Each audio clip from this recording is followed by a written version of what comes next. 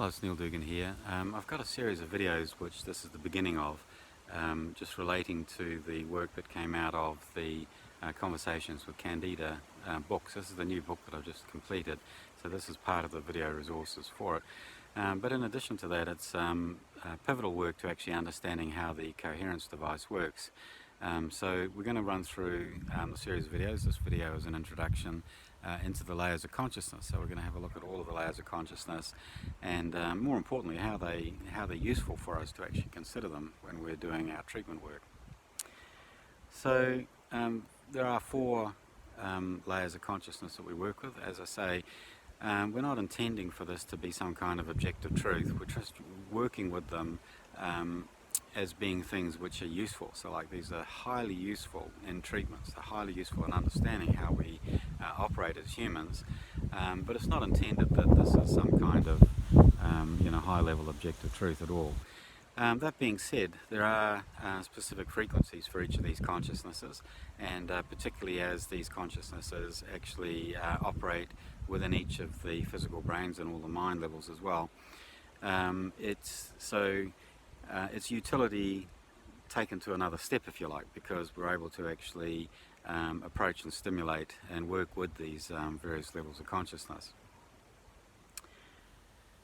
So the layers are the sub of the subconscious mind, which is a very, very deep aspect of consciousness, or of the mind, and in there it's almost impossible to actually view and be able to actually touch upon the information and the processing that's going on in there. So we're talking about an aspect of the consciousness which is so deep that we don't have any direct view of it.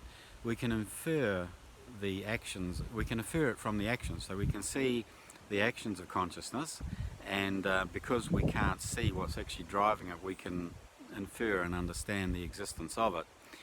That is until I developed this Coherence device. The curious thing is that in thousands of clients that I've worked with, where I'm digging into all of the subconscious type of approach with them all the time. So like that's just a normal business.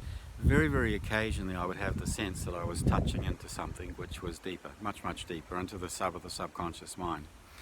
And what we've actually been able to do with the Coherence device is that we can get a far, far closer look at all of this, and because we actually get sufficiently deep enough, we're able to actually get that information directly.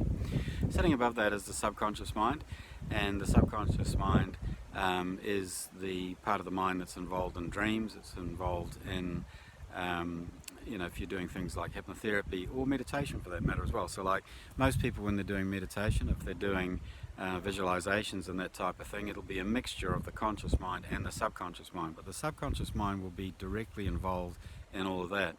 If you're an intuitive person and you're reasonably quiet during the day, and you're out and about at the supermarket or whatever, you can be gaining access and getting information from your subconscious mind all the time. So it's much more approachable, much more available.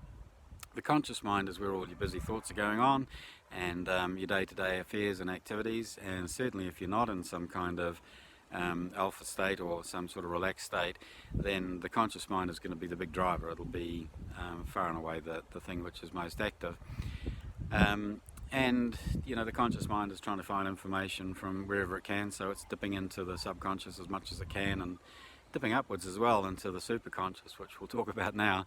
So sitting above the conscious mind is the superconscious, and the superconscious is the part of the mind which is able to make all these creative leaps. So for most writers, when people talk about the superconscious, they're talking about these sort of prefrontal lobe activities. So it's the high intelligence, high creative activities.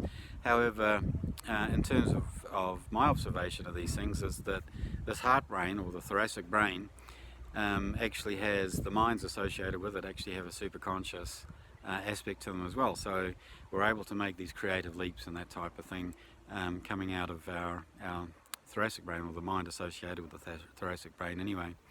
So those are the four layers that we work with.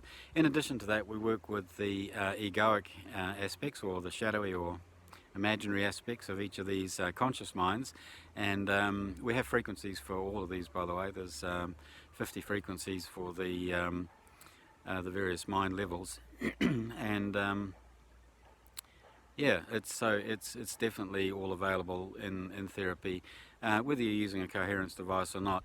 This approach that I'm talking about really helps, and it certainly helps when you're trying to understand what's going on with the work that we're doing and the conversations with Candida anyway, as well. So look, thanks for watching, and look out for the next videos. As I say, this is the beginning of a long series of videos for all of the support information for the Conversations with Candida book and upcoming books around viruses and bacteria as well.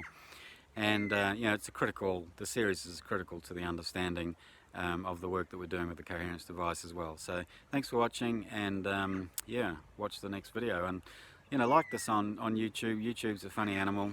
If you like and you subscribe to channels and that sort of thing, really helps us to become visible. So thanks for doing that. Thank you. Bye.